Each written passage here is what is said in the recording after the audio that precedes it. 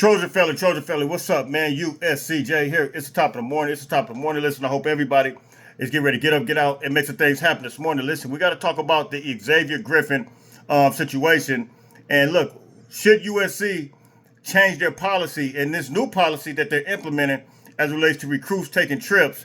Should USC be actually doing that? We'll talk about that because everybody's given an opportunity to take trips. However, USC feels once they committed that they absolutely need to stay put and be dedicated to the cause, be dedicated to the class, and be dedicated to help establishing and building this class. I kind of tend to agree with one side, both sides, and I'll talk about why. However, I want you guys to listen to Xavier Griffin, some of the things that he had to say, and his uncle, because they were all in. I told you guys yesterday that it was new representation that came with Xavier Griffin, that happened with Xavier Griffin, and as a result, I think he wasn't on board the way he was before. So we'll get into some of that, but let's talk about this. And then should USC go after Georgia players? Apparently, there are a lot of people that think Georgia players, Isaiah Gibson,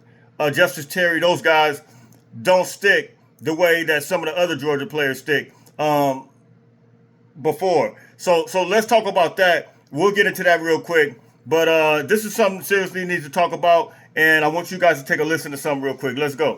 You were just Xavier Griffin, just walking around chilling, not committed to anybody. But now you wake up this morning, you got that big USC sitting on your chest right now. How's it feel being a USC Trojan, man, waking up to that type of atmosphere, man? Man, it feels good. Like, this is good. And like, knowing you committed somewhere, not just everybody always asks you where you going. Like, you can finally say somewhere, Absolutely. Oh, how you feeling about it? Who, me? Yeah. Man, listen, man, Jay, I'm so excited about this situation, man. I think it's an absolute blessing.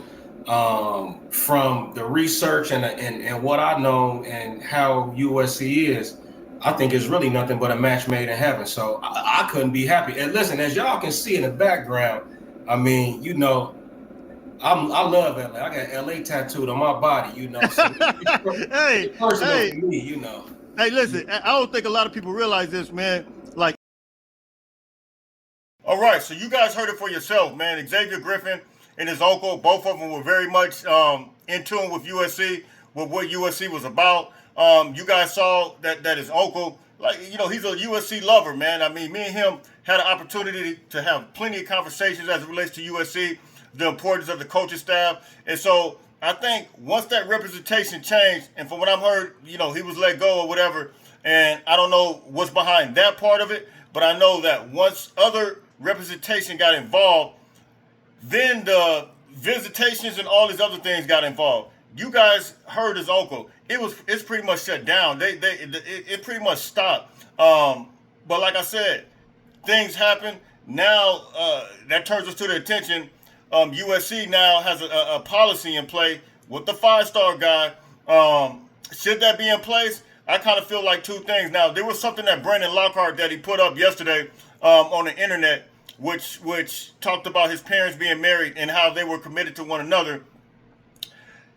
There essentially weren't no visitations, and I like what Brandon Lockhart had to say. Brandon Lockhart was right about that. And you see a lot of our guys right now, whether it's Tom, Brandon Lockhart, multiple recruits right now that are committed to USC, specifically those that are from California, have already, they shut it down. Even Pepe out of IMG Academy, he's essentially shut it down. And so I think you got to look at it from that perspective too. And I understand that part. Now, what I will say is this: I think guys that are not committed, not committed. I think let those guys take their trips, and you can continue to court those guys, continue to try to get those guys, not court them, but continue to try to get those guys and have them get in the fold. However, once they committed, I think it speaks to something that's totally different. You guys know we got played by the Juju Lewis thing. You guys remember me sounding the alarm last year about Juju Lewis flying all over the place, and he kept, it was just an uneasiness. Now, that's one aspect of it. Now, the other part of it is we got 105 spots or whatever that is, the new rule that's coming out. You guys know there will be no more walk-ons right now. So everything has to essentially count with the recruiting class. This recruiting class has to be established. There's really no time for games. And so, and it's not that you're playing games if you're taking trips. Just don't make the commitment. You don't have to make a commitment and be committed to the class. Just go ahead and take your trips. Do your due diligence. We see it with Talanoa Ely, although he may end up making a commitment soon. But we see it with Talanoa Ely. You know, he's taking his time. I think Matt Ferramo, you guys remember him. He took his time. You know, a lot of guys, even guys like Kingston, those guys took their time before they made their commitment. But once they made the commitment, we didn't see a lot of guys just trying to move and groove and take a whole lot of trips. Once you make that commitment, you're saying, look, I want to lock in for the school year. I want to lock in for football season, and I'm done. Listen, this is May. You guys, look, we are seeing guys make commitments super early right now. These guys don't have to make a commitment, but when you do make that commitment, I think you need to shut it down. They're trying to prevent a situation with Isaiah Gibson. So I can see it from both sides. I can see guys still wanting to take their trips, and then I can see USC trying to prevent Isaiah Gibson, Justice Terry situation where these guys committed, then they decommitted. I mean, because right now you're trying to fill a class and you're trying to get established as a class, get these guys gelled together off the field, communication with each other, establishing relationships before they even come in. But if you got guys in and out and in, taking visits everywhere, that's a whole nother thing. And as I stated, new representation came in.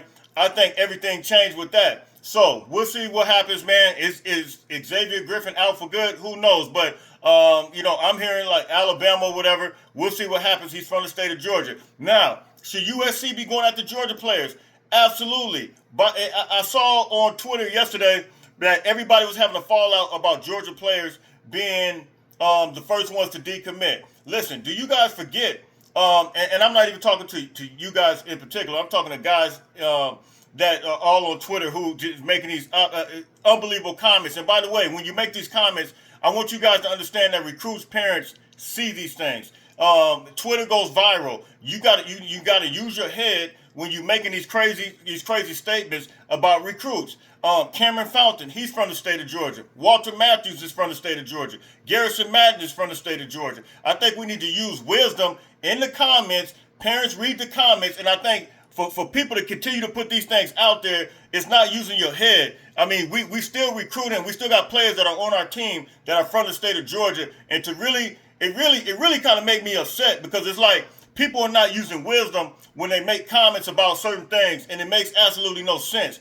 It's not just about USC is a national brand. USC always has gone after players from other states. Yes, 80%, 85%, 90% or whatever is going to be from the state of California, but we still build our class as a national brand, whether it's Keith Rivers from the state of Florida, right?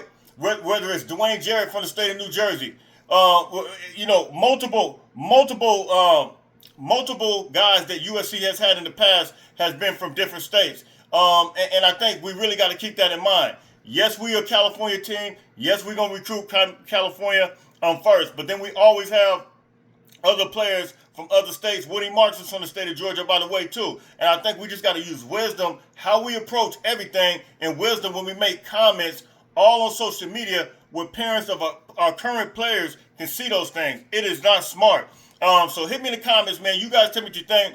It's USCJ32 on Instagram. USCJ32 on Twitter, man. Happy Thursday to everybody, man. I'm out of here. You drop the comments in the comment section. You guys tell me what you think. Should USC go after Georgia players? That's number one. Should USC change their policy about recruiting and commits, taking trips? That's number two. Hit me in the comments. Tell me what you think.